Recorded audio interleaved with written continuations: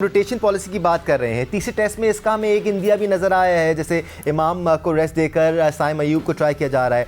माजी के comparative analysis की तरफ एक बार फिर मैं आपको लेके जाऊंगा।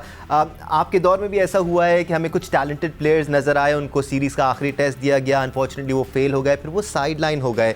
इसको केटर करने के लिए क्या सिलेक्शन कमेटी को सोच रही है कि उनको प्रॉपर चांस दिया जाए, मुश्किल कंडीशंस में भी, आसान कंडीशंस में भी, ताकि उनको एक्सप्रेस करने का मौका मिले? देखिए, बात यह है कि जिस तरह रज़ाक भाई ने बात की, उन्होंने बताया कि as a player it is very important कि जो सिलेक्टर्स की कम्युनिकेशन है वो उनके साथ बहुत एक क्लियर होनी चाहिए और उनको एक क्लैरिटी देनी चाहिए। फॉर मी, क्योंकि मैं खुद इस प्रोसेस से गुजरा हूँ, जैसे कि रज़ाक भाई ने आपको बताया, तो मैं उन चीज़ों पे कोशिश करता हूँ कि वो चीज़ें ना हों जो एक आम प्लेयर के साथ इन द पास्ट हो गई हैं। क्योंकि अगर मैं आके डिफरेंस क्रिएट नहीं करता या मैं आके उन चीज़ों को ठीक नहीं कर सकता, तो फिर मुझे भी जो मैं कंप्लेन करता रहा पास्ट में वो नहीं करनी चाहिए थी। So this is very clear, crystal clear.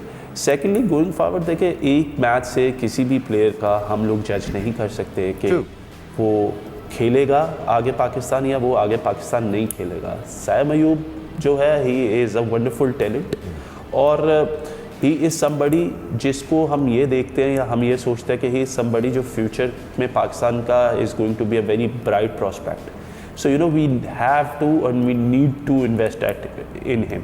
और हम फिर ये देखेंगे कि what is the response from Sam as a player. Is he taking things for granted और is he really wanted it कि वो पाकिस्तान के लिए परफॉर्म करे? क्योंकि चीज़ों का आपको पता चल जाता है, जब आप डे इन डे आउट उठते बैठते मिलते हैं तो चीज़ों का पता चल जाता है। तो इस वजह से आई डोंट बिलीव कि अगर खुदा ना खास्ता सैम अपने ये जो कल उसका डेब्यू है उसमें वो फेल हो जाता है, इसका मतलब ये नहीं है कि सैम की टेस्ट क्रिकेट पाकिस्तान के लिए ख़त्म हो गई। सेकेंडली, एक और चीज़ गोइंग फॉरवर्ड आपको बता दूं कि अक्सर पिछले सालों में ये होता रहा है कि अगर मेरी परफॉर्मेंस T20 में अच्छी नहीं है तो मुझे टेस्ट से भी निकाल दिया गया और मुझे वनडे से भी निकाल दिया गया।